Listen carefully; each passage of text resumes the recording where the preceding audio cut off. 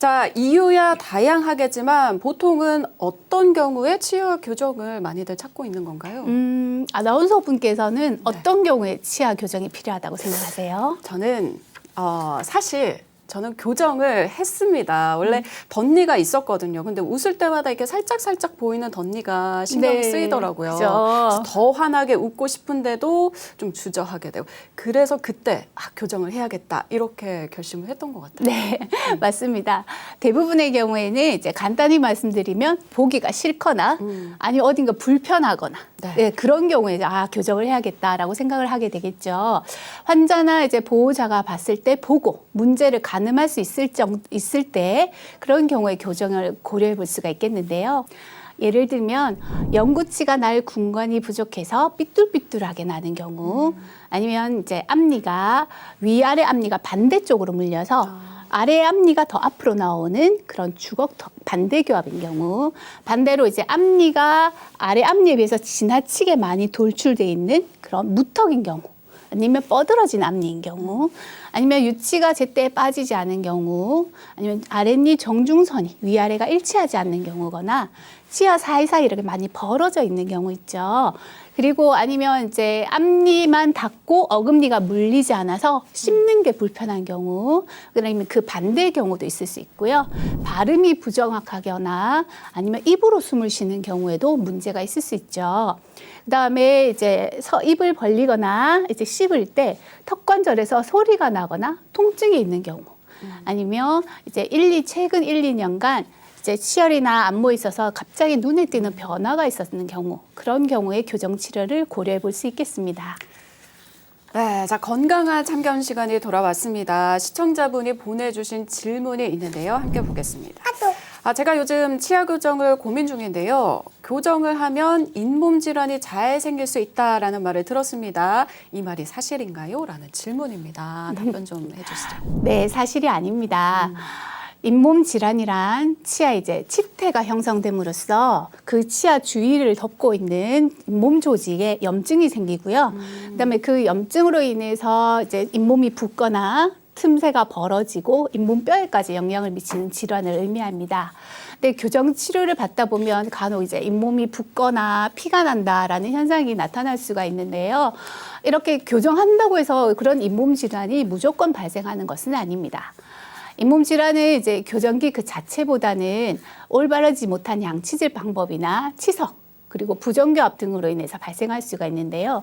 특히 교정 기간 동안에는 해보셔서 아시겠지만 치아 사이사이에 음식물이 많이 끼잖아요. 네. 그 음식물이 제대로 이제 제거가 되지 않는다면 그 잇몸 질환의 가능성이 훨씬 증가할 수가 있습니다. 예를 들면 이제 교정 치료를 하면 교정 치료 때문에 양치질도 안 하고 통증 때문에 또 양치질을 소홀히 하고, 그러다 보면 자연스럽게 음식물이 이제 치아 사이에 오래 머물게 되죠. 그것 때문에 이제 치석이 생기고, 그다음에 음식물이 제거가 되지 않아서 잇몸 질환이 생기는 것입니다. 네. 따라서 교정하기 전에 치석을 깨끗이 제거하는 스케일링을 받고, 그다음에 교정 치료하는 기간 동안에도 교정용 칫솔, 치간 칫솔, 치실 이런 보조 기구를 이용해서 꼼꼼히 관리하는 것이 더 좋겠습니다. 자, 지금까지 치아 교정이 필요한 원인과 또 적절한 치료 시기에 대해서 알아봤는데요. 지금부터는 교정 치료에 대한 구체적인 검진과 또 치료 방법에 대해서도 차근차근 알아보도록 하겠습니다.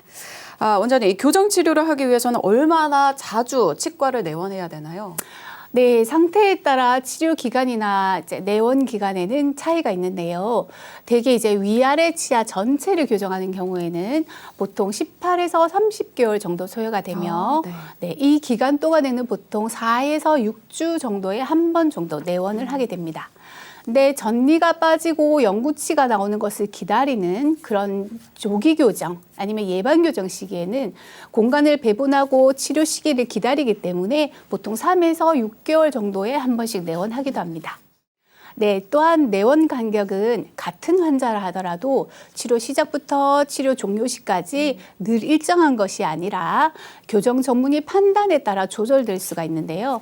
약속된 시기에 내원하지 않는 경우 치료 기간이 늘어나거나 잘못된 방향의 이동이 일어날 수 있으므로 가능한 한 약속된 시간에 내원을 해서 이제 꼭 치료를 받으셔야겠습니다.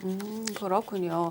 또 하나 궁금한 점이 치아 교정을 하게 되면 발치를 많이 하잖아요. 네. 이 발치가 무조건 꼭 필요한 건가요? 아닙니다. 치아 교정이 많은 분들이 망설이시는 이유 중에 하나가 바로 발치 유무 때문일 네. 텐데요. 사실 치아 교정을 한다고 해서 무조건 발치를 하는 것은 아닙니다.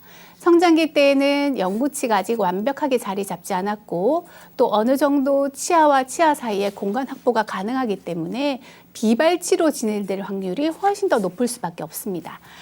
다만 서민 교정의 경우에도 발치가 필요하지 않을 정도로 돌출이 살짝만 있거나 아니면 턱뼈에 문제 없이 치열만 살짝 불균형하다면 비발치로 얼마든지 교정 치료가 가능합니다.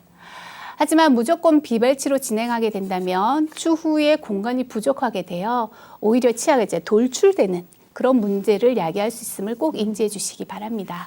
따라서 교정 전문의와 구체적인 상담과 검진을 통해서 발치 유무를 결정하는 것이 좋겠습니다. 네, 이렇게 치열이 고르지 못하고 숨기기만 한다면 여러 가지 문제점이 발생할 수 있는데요. 특히 치아 교정은 나이에 상관없이 누구든 가능하기 때문에 늦었다고 생각될 때 하루라도 빨리 하는 것이 치아 건강을 지키는 지름길일 것 같습니다.